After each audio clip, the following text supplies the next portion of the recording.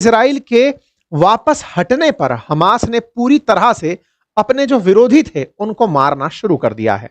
Hamas को लगता है कि गाज़ा में उनके फेलियर के पीछे असल कारण गाज़ा में ही उनकी मुखबिरी देने वाले थे या गाज़ा में ही इज़राइल का साथ देने वाले कुछ फिलिस्तीनी थे। अब हमास उनको ढूँढ-ढूँढ कर मारना शुरू कर रहा है। कुछ लोगों को कैमरे के सामने मार रहा है और अभी जिसके बारे में हम सेशन कर रहे हैं, 8 इज़राइली जासूसों को मार दिया गया है।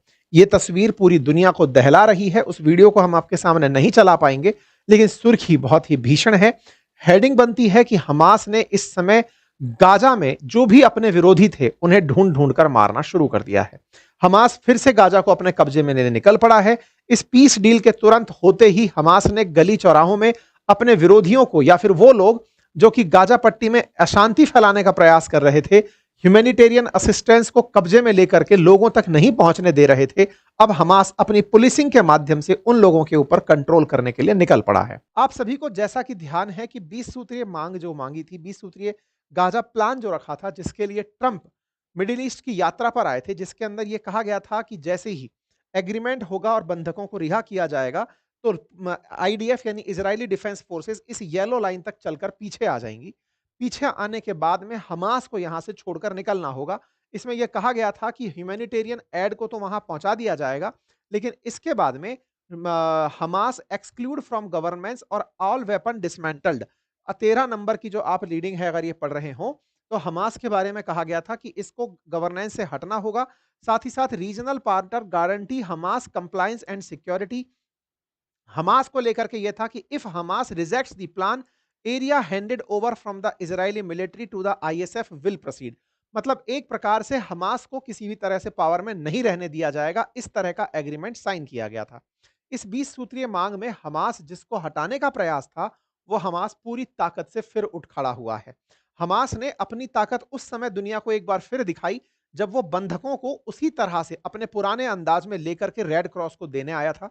जिस दिन ट्रंप इजराइल पहुंच रहे थे, हमास अपनी गाड़ियों में बंधकों को भर के अपने गन में अपनी पूरी अकड़ के साथ में बंधकों को लौटाने आया था। इसका मतलब अमेरिका और इजरायली फोर्सेस सारी खुफिया जानकारी जुटाने के बावजूद इतने से एरिया में जो हमास था, वहां से अपने बंधकों को नहीं निकलवा पाए थे और इनकी मर्जी से जब इन्होंने चाहा तब बंधकों को रिहा किया गया। इसके बाद में डेड बॉडीज की बारी आती है और धीरे धीरे डेड बॉडीज रिलीज होना शुरू होती है। कल यानी 14 अक्टूबर के दिन शाम 8 बजे के आसपास 4 हॉस्टेजेस को और रिहा किया गया। कुल मिलाकर के 28 लोग अभी तक रिहा किए जा चुके हैं या फिर डेड बॉडी समेत जीवित लोगों की संख्या 28 अब तक बाहर आ चुकी है। इजराइल फॉरेन मिनिस्ट्री अपनी तरफ से जो नेपाल का एक व्यक्ति जो उनके पास गिरफ्त में था जिसकी मृत्यु हो गई, उसके साथ भी इन्होंने अपनी संवेदना और सांत्वना व्यक्त की है और इजराइल ने उसका पूरा परिवार का जो भी इनके साथ में जो बंधकों के साथ हुआ, वो ट्रीटमेंट साझा करने की बात की है। ये तमाम वो लोग हैं जो बाद में रिहा होकर के इजराइल के पास लौटे। कुछ की डेड बॉडीज लौटी, कुछ शरीर के साथ लौटे।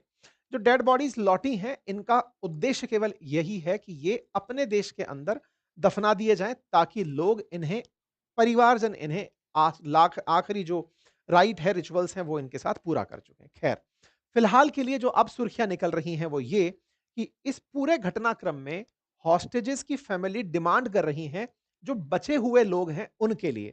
यानी जिस प्रकार से पहले हॉस्टेजेस परिवार ने डिमांड करके जीवित लोगों को वापस बुलवा लिया, अब जो बचे रह गए 20 लोग जिनके शव जिनके शव गाजा में हैं, उन्हें वापस लाने की मांग की जा रही है।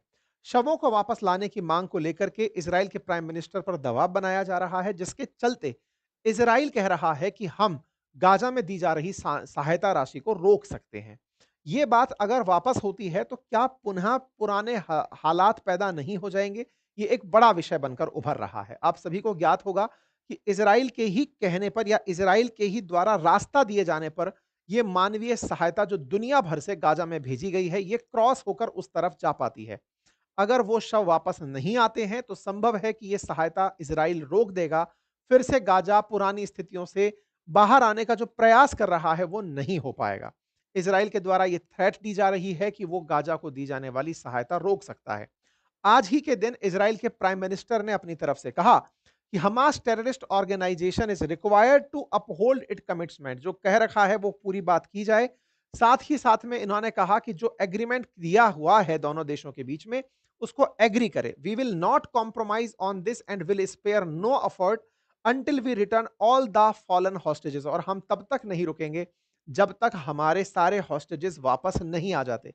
इस तरह से इजराइल के प्रधानमंत्री का ये जो बयान है, इसकी गहरी मान्यता देखी गई है। कहा जा रहा है कि नेतन्याहू फिर से हमास को इस बात की धमकी दे रहे हैं कि अगर आपने हमारे लोग वापस रिहा नहीं किए तो फिर इसके घातक परिणाम हो सकते हैं। कुल मिलाकर नेतन्याहू ने अपने उन बंधकों से जो कि अभी रिहा होकर आए हैं, उनके परिवारजनों से मुलाकात की और इजराइल को फिर से रहने के लिए एक तरह से तैयार रहने का आदेश दे दिया कि आने वाले समय में अगर हमास नहीं मानता है तो हमारे फर्दर एक्शंस क्या हो सकते हैं। ऐसे में एक और रिपोर्ट निकल कर आई कि ये जो 20 सूत्रीय मांगे थी, इसके अंदर जो येलो लाइन खींची गई थी जहां पर आईडीएफ की फोर्सेस को रुकना था और गाजा की जो जनता है वो दूसरी तरफ रहने वाली थी। अब गाजा के लोग चल करके इजरायली डिफेंस फोर्सेस वाली लाइन को क्रॉस करके आ रहे हैं। यानी कि येलो लाइन से इस तरफ तक ही लोगों को रहने की परमिशन थी। येलो लाइन पर इजरायली डिफेंस फोर्सेस रुकने वाली थी। ऐसे में लोगों के द्वारा इस एरिया को क्रॉस करके दूसरी तरफ आने का प्रयास किया जा रहा है। इस बात को रिपोर्ट किया गया है। इजरायली डिफेंस फोर्सेस कह रहे हैं कि बहुत सारे ऐसे सस्पेक्ट हैं जो इस येलो लाइन को क्रॉस करके दूसरी तरफ आ रहे हैं। इनका उद्देश्य हमारी फोर्सेस को पीछे हटाना है। वहीं गाजा में रह रहे लोगों का मानना है कि इजरायली डिफेंस फोर्सेस ने गाजा पर एक तरह से कब्जा करने का यह प्रयास किया है। येलो लाइन एक वो एरिया बन जाएगा जहां पर इजरायली डिफेंस फोर्सेस रहने लगेंगी।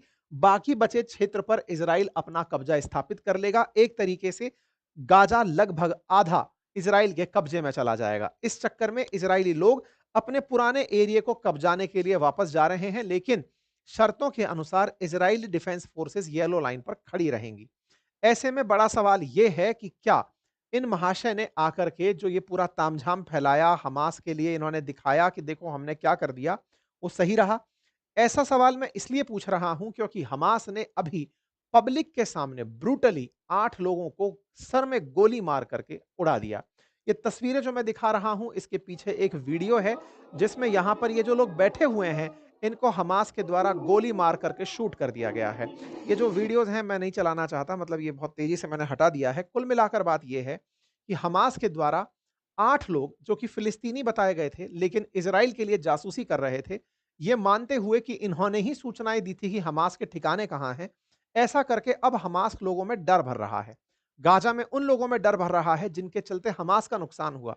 हमास उन लोगों को ढूँढ-ढूँढ कर पब्लिक के सामने गोली मार रहा है। इसके बारे में फ़िलिस्तीन के राष्ट्रपति महमूद अब्बास, अब आपके दिमाग में सवाल आएगा कि ये कहाँ एग्ज़िस्ट करते हैं? तो ये वेस्ट बैंक साइड में एग्ज़िस्ट करते हैं। इनकी बिल्कुल नहीं चलती है। इनकी गाज़ा में बिल्कुल नहीं चलती है। गाज़ा में हमास चलता है और वहाँ पे पैलेस्टीनियन अथॉरिटी। तो फ़िलिस्तीन के राष्ट्रपति जो महमूद अब्बास हैं, ये वेस्ट बैंक में बैठे हैं और वेस्ट बैंक में लगभग इज़राइल का कब्ज़ा है। ऐसे में गाज़ा के लिए इनका बयान केवल एक सिंथेटिक बयान है जिसको कि सुना जा सकता है, लेकिन इसका कोई महत्व नहीं है। मतलब हमास फिर से पुरज़ोर तरीके से वापसी कर रहा है। ट्रंप के द्वारा ये जो भी दुख दिखावे के काम किए जाते हैं कि मैंने दुनिया में ये शांति करा दी, ये पीस प्लान ले आया, ये फेल होता डे 1 के अंदर ही दिखाई दे गया है। अभी चौथा दिन हुआ है इस पूरे काम को एग्ज़ीक्यूट हुए और उस दिन के बाद ही इज़राइल की, और अभी तो ये आए दिन और देखने को मिलेंगे। इससे बड़ा सवाल ये बनता है कि दिखावे के लिए ट्रंप दुनिया में जो भी ड्रामे कर रहे हैं, वो ड्रामे वेस्टेज हैं। Peace in the Middle East के नाम पर इन सबको इकट्ठा किया गया कि देखो हम कुछ करने जा रहे हैं। ट्रंप के द्वारा हस्ताक्षर करवाए गए इजिप्ट के अंदर बैठ करके, यहाँ पर साथ में कई और राष्ट्र अध्यक्ष जिसमें कतर, तुर्की और इजिप्ट के राष्ट्र अध्यक्ष शामिल थे कि हाँ देखो हम हमास और इनके बीच में समझौता करा रहे हैं, ये निरर्थक रहा। ट्रंप ने बकायदा साइन करवा करके इसे पीस एग्रीमेंट भले ही कह दिया हो, लेकिन पीस मुश्किल से 10 दिन के भीतर खत्म हो जाने वाली है, क्योंकि हमास अपनी आदतों से बाज नहीं आएगा। इजराइल के इरादे नेक दिख नहीं रहे हैं। वो किसी ना किसी बात पर फिर से हमास को टारगेट करेगा और हमास अपने हथियार नहीं छोड़ने वाला है। हमास हथियार नहीं छोड़ेगा, फिर से गाजा के अंदर पुलिसिंग तेज करेगा। गाजा में उसकी पुलिसिंग तेज होगी, फिर से वो लोगों को कब्जाएगा, डराएगा और ह्यूमैनिटेरियन जो असिस्टेंस आ रही है उन्हें अपने कब्जे में लेकर के फिर से अपने पुराने मिशन पर जुट जाएगा। कुल मिलाकर ट्रंप का यह मिशन केवल एक शोबाजी रह जाएगा। फिलहाल के लिए तो ऐसा ही लगता है। बाकी आप लोग इस विषय पर क्या सोचते हैं? अपनी राय कमेंट बॉक्स में ज़रूर बताएं, क्योंकि ये तस्वीरें पूरी दुनिया को फिर से सोचने पर विवश कर रही हैं कि क्या वाक़ई में हमास खत्म हुआ? क्या हमास इस तरह की तैयारी कर रहा है कि वो हथियार छोड़ देगा, या ये केवल एक ब्लफ था? आप जैसा सोचते हैं अपनी राय कमेंट बॉक्स में ज़रूर रखें। फिलहाल के लिए इतना ही। चैनल पर नए हैं तो सब्सक्राइब कर लें। अपनी पाठशाला एप्लीकेशन पर दिवाली ऑफर ऑन है, उसका लाभ लें और बातें बाजार की एप्लीकेशन पर भी ऑफर चालू है। Thank you so much.